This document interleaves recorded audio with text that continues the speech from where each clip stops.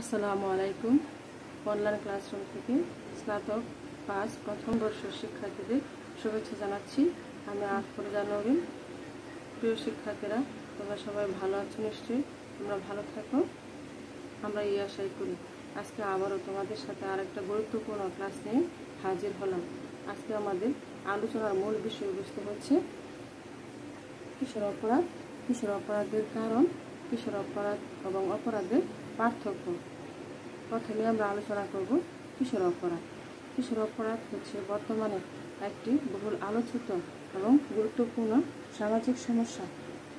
আর কিশোর বয়স হচ্ছে মানব জীবনের একটি গুরুত্বপূর্ণ এবং বিপজ্জনক সময়। এই সময়ে ছেলেমেয়েরা খুবই স্বাধীনচেতা এবং অত্যধিক আবেগপ্রবণ হয়। এই সময় কেউ নিজেকে গড়ার কাজে ব্যস্ত থাকে, আবার কেউ নিজেকে সমাজবিরোধী কার্যকলাপে লিপ্ত হয়। বাংলাদেশে 7 থেকে 16 বছর বয়স্ক ছেলে মেয়েদের কিশোর বলা হয়। শিল্পায়ন এবং সাধারণের ফলে এই সমস্যা মারাত্মক আকার ধারণ করছে। বাংলাদেশ দরিদ্র হওয়ার ফলে এই সমস্যা আরও প্রকট আকার ধারণ করছে। এগুলো কিশোর অপরাধের প্রাথমিক ধারণা।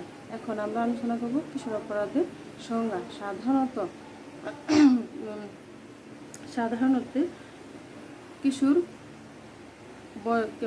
কিশোর অপরাধী হচ্ছে অপ্রাপ্ত বয়স্কদের দ্বারা সংগঠিত অসামাজিক কার্যকলাপকে কিশোর অপরাধ বলা হয়। অর্থাৎ অপরিণত বয়স্ক বা কিশোরদের অবাঞ্ছিত কাজকে কিশোর অপরাধ হিসেবে গণ্য করা হয়। কিশোর অপরাধ সম্পর্কে বিভিন্ন সমাজবিজ্ঞানীরা বিভিন্নভাবে তাদের মতামত উপস্থাপন করেছেন। প্রথমে হচ্ছে কিশোর অপরাধের সংজ্ঞাতে গিয়ে সমাজবিজ্ঞানী ডিসলার বলেন, কিশোর অপরাধ হচ্ছে প্রচলিত সামাজিক নিয়ম কানুনের উপর অল্প বয়স্ক ছেলে মেয়েদের অবৈধ হস্তক্ষেপ। তারপরে হচ্ছে অপরাধ বিজ্ঞানী এ.ভি. জনের মতো কিশোর অপরাধী হচ্ছে নির্দিষ্ট বয়স সীমার মধ্যে দেশের প্রচলিত আইন ভঙ্গকারী ও সামাজিক নিয়ম লঙ্ঘনকারী, যাকে ব্যবহার, সংশোধন কিংবা পুনর্বাসনের জন্য কোনো বিশেষ কর্তৃপক্ষ বা বিচারকের সম্মুখে হাজির করা হয়।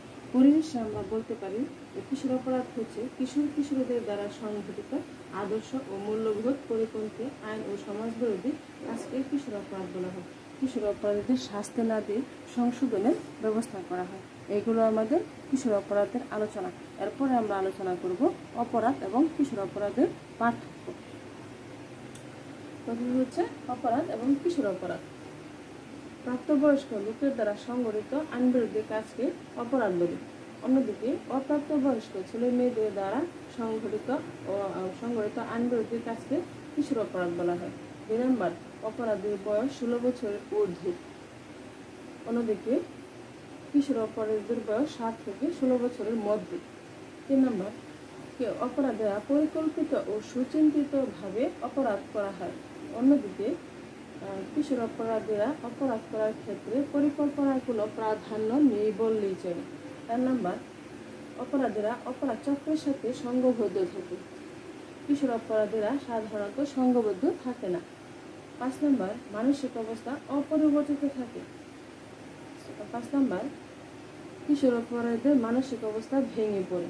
6 নম্বর, শাস্তিমূলক বা জেলখানায় প্রেরণ করা হয়। অন্যদিকে কিশোর অপরাধীদের সংশোধনের জন্য সংশোধনী প্রতিষ্ঠানে প্রেরণ করা হয়। 7 নম্বর, যারা অপরাধী তাদেরকে মৃত্যুদণ্ড বা যাবজ্জীবন যে কোনো মেয়াদের শাস্তি হতে পারে। কিশোর অপরাধের ক্ষেত্রে শর্তাবলী মুক্তিদান বা লঘুদণ্ডের বিধান রয়েছে। 8 নম্বর, প্রচলিত আদালতে বিচার করা হয়। 8 নম্বর, প্রবেশন আইনে কিশোর আদালতে বিচার সম্পন্ন হয়। 9 নম্বর, আইনজীবী নিয়োগ করা হয়। সাধারণত যারা অপরাধী তাদের আইনজীবী নিয়োগ করা হয়। কিশোর অপরাধের ক্ষেত্রে আইনজীবী নিয়োগ করা হয় না।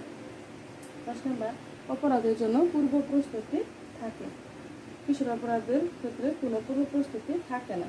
11 নম্বর, সব ধরনের অপরাধ করে থাকে, অর্থাৎ অপরাধীরা ছোট বড় সব ধরনের অপরাধ করে থাকে।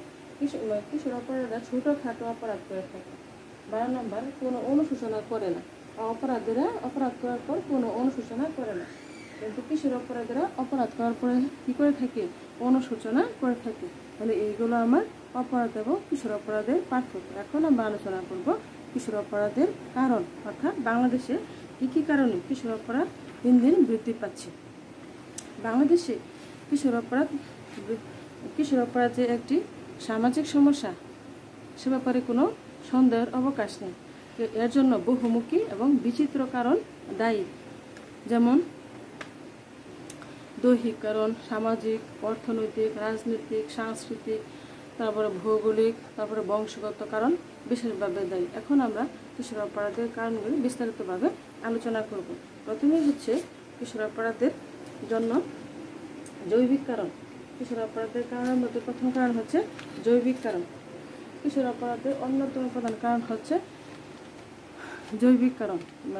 জন্মগতভাবে যদি কোনো কিশোর ত্রুটিপূর্ণভাবে জন্মগ্রহণ করে থাকে, তখন তাদের মধ্যে কিছু অস্বাভাবিকতা লক্ষ্য করা যায় এবং এর কারণে অনেকে এবং অপরাধী হয়ে ওঠে। তারপরে হচ্ছে মনস্তাত্ত্বিক কারণ। মনস্তাত্ত্বিক কারণ কিশোর অপরাধের আরও একটি অন্যতম প্রধান কারণ। পরিবার থেকে যদি ছেলেমেয়েরা কোনো আদর ভালোবাসা না পায়, কিংবা অতি আদর ভালোবাসার কারণেও, তারপরে হচ্ছে স্নেহ, মায়া, মমতা ইত্যাদির অভাবজনিত কারণেও আমাদের দেশে কিশোররা বিভিন্ন ধরনের অপরাধমূলক কাজে জড়িত হয়ে থাকে। তারপরে হচ্ছে অর্থের সহজলভ্যতা। কিছু কিছু পিতামাতা আছে যে অতি আদর করে সন্তানদের হাতে টাকা পয়সা তুলে দেয়, আর সন্তানেরা এই সমস্ত অর্থ বিভিন্ন অপরাধমূলক কাজে ব্যয় করার জন্য উৎসুক হয়ে ওঠে। তারপরে হচ্ছে সম্পদের অসম বন্টন। বাংলাদেশের, আমি আগেও বলেছি, বাংলাদেশের মোট সম্পদের 100 ভাগের মধ্যে 10 ভাগ হচ্ছে 90 ভাগ লোকের হাতে, আর 90 ভাগ সম্পত্তি হচ্ছে 10 ভাগ লোকের হাতে। বাংলাদেশের কিছু অংশের ছেলেমেয়েরা অর্ডার প্রাচুর্যের মধ্যে বড় হয়, আবার কিছু অংশের ছেলেমেয়েরা একবার দরিদ্রতম অবস্থায় জীবনযাপন করে থাকে। এই সমস্যাটাই আমাদের দেশের কিশোর অপরাধের ক্ষেত্রে মারাত্মক প্রভাব বিস্তার করে থাকে। তারপরে হচ্ছে দ্রব্যমূল্যের ঊর্ধ্বগতি। দ্রব্যমূল্যের ঊর্ধ্বগতি বাংলাদেশের কিশোর অপরাধের জন্য আরও বিশেষভাবে দায়ী। কেননা যারা গরিব পিতামাতার সন্তানরা তাদের চাহিদা বিভিন্ন পূরণ করতে পারে না, পরে তারা অন্যায়ভাবে এই সমস্ত চাহিদা পূরণ করার চেষ্টা করে থাকে। তারপর হচ্ছে শিক্ষাঙ্গনে অস্থিরতা। বর্তমানে আমাদের শিক্ষাঙ্গনে অস্থিরতা বিরাজ করছে। এই সমস্ত অস্থিরতা বিরাজ করছে। কিছু ছেলেমেয়েরা বিভিন্ন রাজনৈতিক কর্মকাণ্ডে জড়িত হয়ে দেশ এবং সমাজের ক্ষতি করছে। তারপরে হচ্ছে সঙ্গদোষ। কথা আছে, সৎসঙ্গে স্বর্গবাস আর অসৎসঙ্গে সর্বনাশ। বাংলাদেশের কিশোর অপরাধের আরও একটি অন্যতম প্রধান কারণ হচ্ছে এই সঙ্গদোষ। সঙ্গদোষের কারণেও কিশোর অপরাধের মাত্রা দিন দিন বৃদ্ধি পাচ্ছে। তারপরে হচ্ছে পারিবারিক ভাঙন। বাংলাদেশের পারিবারিক ভাঙন আগের তুলনায় এখন অনেক বেশি ভয়াবহ আকার ধারণ করছে। একসময় যৌথ পরিবার ছিল, যৌথ পরিবার ভেঙে একক পরিবার সৃষ্টি হয়, এই সমস্যা আরও প্রকট আকার ধারণ করছে। তারপরে হচ্ছে চিত্ত বিনোদনের অভাব কিশোর অপরাধের জন্য একটি বিশেষভাবে দায়ী। কেননা বাংলাদেশের যে বিনোদন ব্যবস্থা আছে তা অত্যন্ত কুরুচিপূর্ণ। এই কুরুচিপূর্ণ বিনোদন ব্যবস্থা আমাদের ছেলেমেয়েদেরকে অপরাধের দিকে ধাবিত করছে। তারপরে হচ্ছে অজ্ঞতার কারণেও অপরাধের মাত্রা দিন দিন বেড়েই চলেছে। কারণ তারা অজ্ঞ নিরক্ষর বলে ভালো মন্দ যাচাই করতে পারে না, ফলে তারা অপরাধের দিকে ধাবিত হয়। তারপরে হচ্ছে আইন শৃঙ্খলা বাহিনীর দুর্বলতা। এদেশে আইন শৃঙ্খলা বাহিনীরও কিছু দুর্বলতা রয়েছে। তারা কোনো অন্যায় করলে শাস্তির বিধান দেওয়া হয় না, ফলে তারা আরও অপরাধ করতে আরও সুযোগ পেয়ে যায়। হচ্ছে বস্তির প্রভাব কিশোর অপরাধের জন্য বিশেষভাবে দায়ী। বস্তির মধ্যে এমন কোনো অনৈতিক এবং অপরাধমূলক কার্যক্রম নেই যে সংঘটিত হয় না, এজন্য বস্তিকে বলা হয় অপরাধের আখড়া। তারপর হচ্ছে মাদক দ্রব্যের সহজলভ্যতা। মাদক দ্রব্য কিশোর অপরাধীদের ধ্বংসের মুখে পতিত করছে, কিন্তু মাদক দ্রব্যের সহজলভ্যতার কারণে এদেশে কিশোররা সহজেই মাদকের প্রতি আসক্ত হচ্ছে। এবং তারপর হচ্ছে রাজনৈতিক কারণ। রাজনৈতিক বর্তমানে আমাদের দেশের কিশোর অপরাধের মাত্রা বৃদ্ধি পাওয়ার আরও একটি অন্যতম প্রধান কারণ হচ্ছে রাজনৈতিক অস্থিরতা। রাজনৈতিক নেতৃবৃন্দ তাদের কিছু উদ্যোগ বা তাদের স্বার্থ হাসিলের জন্য আমাদের যুব সমাজকে অর্থাৎ ছাত্র সমাজকে অপরাধমূলক কাজের সাথে জড়িত করছে। এটির একটি মারাত্মক সমস্যা। তারপরে হচ্ছে প্রাকৃতিক বিপর্যয়। বাংলাদেশে প্রতি বছর প্রাকৃতিক বিপর্যয় সংঘটিত হয়, যেমন বন্যা, খরা, ঝড়, জলোচ্ছ্বাস ইত্যাদি। এই সমস্ত প্রাকৃতিক কারণে কিশোর অপরাধের মাত্রা বৃদ্ধি করে। যেমন কিছুদিন আগে আমফান বাংলাদেশে আঘাত হানে। এর প্রভাবে অনেক মানুষ দরিদ্র হয়, বলে মৌলমানবিক চাহিদা পূরণ করতে পারে না, ফলে তারা অপরাধ জগতের সাথে জড়িত হয়ে এই সমস্ত চাহিদা পূরণ করার চেষ্টা করে। তাছাড়া বিভিন্ন ধরনের রোগ বৃদ্ধি, যেমন বর্তমানে হচ্ছে কোভিড-19 আক্রান্ত হয়ে অনেকেই অপরাধমূলক কাজের সাথে জড়িত হচ্ছে।